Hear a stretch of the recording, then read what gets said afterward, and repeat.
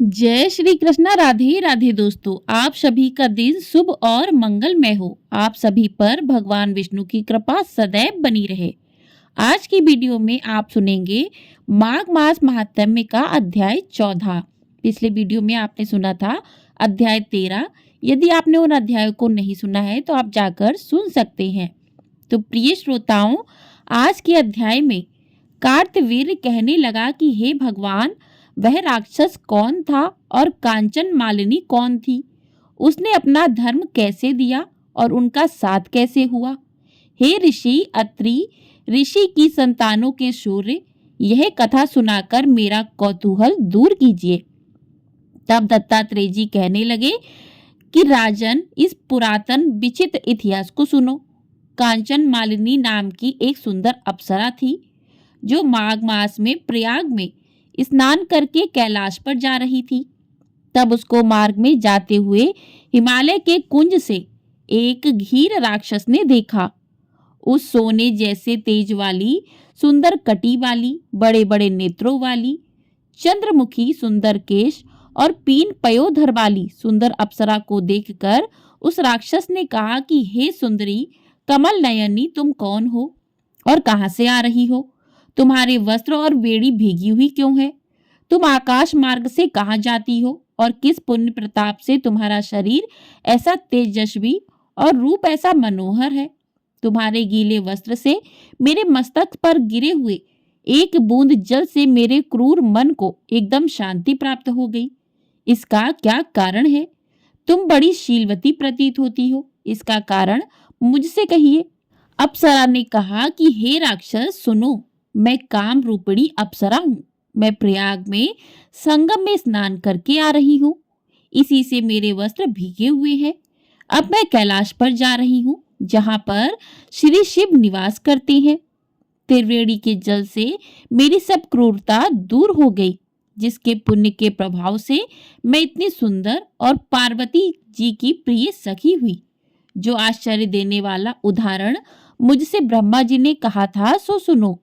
मैं कलिंग देश के राजा की वैश्या थी। रूप लांबर्डे और सुंदरता में अपूर्व थी।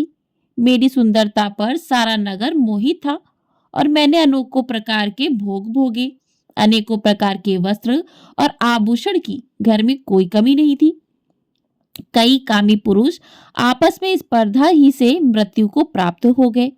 इसी तरह उस नगर में बड़ी सुंदरता से यौवन व्यतीत हुआ और मैं वृद्धावस्था को प्राप्त हो गई। तब मेरे मन में विचार उत्पन्न हुआ कि मैंने अपनी सारी आयु पापों में ही व्यतीत कर दी। धर्म का कोई कार्य, दान, तप, यज्ञ आदि नहीं किया। शिव या दुर्गा जी की आराधना भी नहीं की।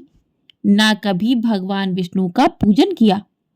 इस प्रकार अशांत चित्त से मैंने एक ब्राह्मण की शरण ली जो वेदों का ज्ञाता और ब्रह्मनिष्ठ था। मैंने उनसे पूछा कि मेरा उद्धार किस प्रकार हो सकता है। महाराज, साधु सज्जन अच्छे और बुरे सभी पर दया करते हैं, इसलिए मुझ दीन पर भी कृपा करके मुझ कीचड़ में डूबी हुई को पकड़कर उबारिए। क्षीर सागर क्या हंस को ही दूध देता है, बत्तख को नहीं देता? तब वह ब्राह्मण राजा का पुरोहित इन सब बातों को सुनकर मुझ पर दया करके कहने लगा कि तू ब्रह्मा के क्षेत्र प्रयाग में जाकर माघ स्नान में त्रिवेणी संगम में स्नान कर, परंतु मन में अशुभ क्रिया का विचार नहीं करना। पापों के नाश के लिए महर्षियों ने तीर्थ स्थान से अधिक और कोई प्रायश्चित नहीं बतलाया। प्रयाग में स्नान करने से तू अवश्य पवित्र होकर स्वर्ग को जाएगी। हे भामिनी, पुराने समय में गौतम ऋषि की स्त्री को देखकर इंद्र ने काम के वशीभूत होकर कपट वेश में उससे भोग किया था।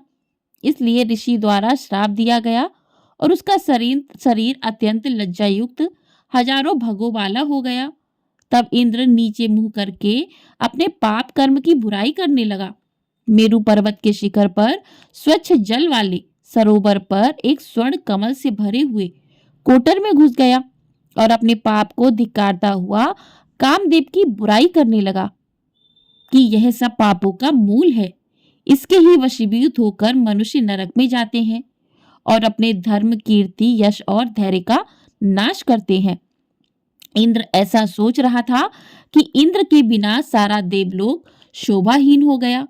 तब देवता, गंधर्व, किन्नर, लोकपाल इंद्राणी के सहित बृहस्पति जी से जाकर पूछने लगे कि हे महाराज, इंद्र के ना रहने से स्वर्ग ऐसा शोभाहीन हो गया है जैसे सतपुत्र के बिना श्रेष्ठ कुल।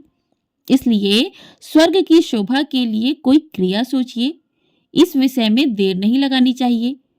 तब बृहस्पति जी कहने लगे कि इंद्र ने बिना सोचे विचारे जो कर्म किया है उसका फल भोग रहा है, सो वह कहाँ है, मैं यह सब जानता हूँ। फिर गुरुजी ने सबको साथ लेकर स्वर्ण कमलों से युक्त बड़े सरोवर में इंद्र को देखा, जिसका मुख मलिन और आंखें बंद थीं। तब इंद्र ने बृहस्पति जी के चरणों को पकड़कर कहा कि इस पाप से उद्धार करके आप मेरी रक्षा कीजिए। तब बृहस्पति जी ने इंद्र से कहा कि प्रयाग में स्नान करने से ही तुम पाप मुक्त हो जाओगे। तब इंद्र सहित सबने ही प्रयाग में जाकर संगम में स्नान किया और त्रिवेणी स्नान से इंद्र पाप मुक्त हो गए। तब बृहस्पति जी ने इंद्र को वरदान दिया कि तुम्हारे शरीर में जितने भाग हैं सब नेत्र हो जाएं। तब इंद्र ब्राह्मण के वर से 1000 नेत्रों से ऐसा सुशोभित हुआ जैसे मानसरोवर में कमल शोभायमान होता है। बोलिए भगवान विष्णु की जय। इसी के साथ आज का अध्याय यहीं पर समाप्त हुआ। इसके आगे का वृत्तांत आप अगले अध्याय में सुनेंगे। तो प्रिय श्रोताओं, अब सुनते हैं माघ स्नान की कथा। स्कंद पुराण के रेवा खंड में माघ स्नान की कथा का उल्लेख किया गया है कि प्राचीन काल में नर्मदा तट पर शुभ व्रत नामक ब्राह्मण निवास करते थे। वे सभी वेद शास्त्रों के अच्छे ज्ञाता थे, किंतु उनका स्वभाव धन संग्रह करने का अधिक था। उन्होंने धन तो बहुत एकत्रित किया, वृद्धावस्था के दौरान उन्हें अनेक रोगों ने घेर लिया। तब उन्हें ज्ञान हुआ कि मैंने पूरा जीवन धन कमाने में लगा दिया, अब परलोक सुधारना चाहिए। वह परलोक सुधारने के लिए चिंतातुर हो गए। तभी अचानक उन्हें एक श्लोक याद आया जिसमें माघ मास के स्नान की विशेषता बताई गई थी। उन्होंने माघ स्नान का संकल्प लिया और माघे निमग्ना सलिले शुभिते विमुक्त पापा स्त्री दिवम प्रयान्ति, इस श्लोक के आधार पर नर्मदा में स्नान करने लगे। 9 दिनों तक प्रातः नर्मदा में जल स्नान किया और 10वें दिन स्नान के बाद उन्होंने अपना शरीर त्याग दिया। शुभ व्रत ने जीवन भर कोई अच्छा कार्य नहीं किया था, लेकिन माघ मास में स्नान करके पश्चाताप करने से उनका मन निर्मल हो गया। माघ मास के स्नान करने से उन्हें स्वर्ग की प्राप्ति हुई।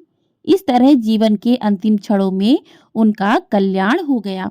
बोलिए भगवान विष्णु की जय। बोलिए गंगा मैया की जय। तो इस प्रकार से जो कोई भी भक्त माघ मास में स्नान करते हैं उन्हें मोक्ष की प्राप्ति होती है। कहते हैं माघ मास में किया गया स्नान सभी तरह के पापों से मुक्ति दिलाता है और मनुष्य को मोक्ष के धाम पहुंचाता है, क्योंकि माघ मास बहुत ही पवित्र महीना माना गया है। और इस साल तो माघ मास और भी अत्यंत महत्वपूर्ण हो गया है, क्योंकि साल 2025 में 144 साल बाद महाकुंभ लगा है, जिसमें स्नान करने से व्यक्ति के सभी पाप दूर हो जाते हैं और व्यक्ति को मोक्ष की प्राप्ति होती है। तो माघ मास में कई शाही स्नान भी होंगे, जैसे माघी अमावस्या, बसंत पंचमी, मकर संक्रांति। तो इस दिन स्नान करने से करोड़ों गुना फल की प्राप्ति होती है।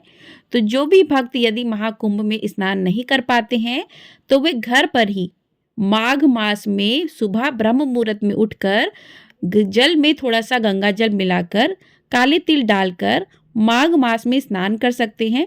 जो भी भक्त नियम से माघ मास में 3 दिन का भी स्नान कर लेते हैं तो कहते हैं कि उनके सभी पाप दोष मुक्त हो जाते हैं। कुछ लोग पूरे माघ मास स्नान करते हैं, तो आप दृढ़ संकल्प लेके यदि पूरे माघ मास स्नान करते हैं तो आपकी जो भी इच्छा है वो पूरी हो जाती है। तो इसी के साथ इस वीडियो को करते हैं यहीं पर समाप्त। मिलते हैं अगली वीडियो में। आपको ये वीडियो पसंद आई है, वीडियो को लाइक अवश्य कर दीजिएगा। आपका लाइक हमारे लिए बहुत अधिक महत्वपूर्ण होता है। चैनल पर नए हैं तो चैनल को सब्सक्राइब भी कर लीजिएगा ताकि आपको समय से सभी वीडियो प्राप्त हो सके। जय श्री कृष्णा। राधे राधे दोस्तों।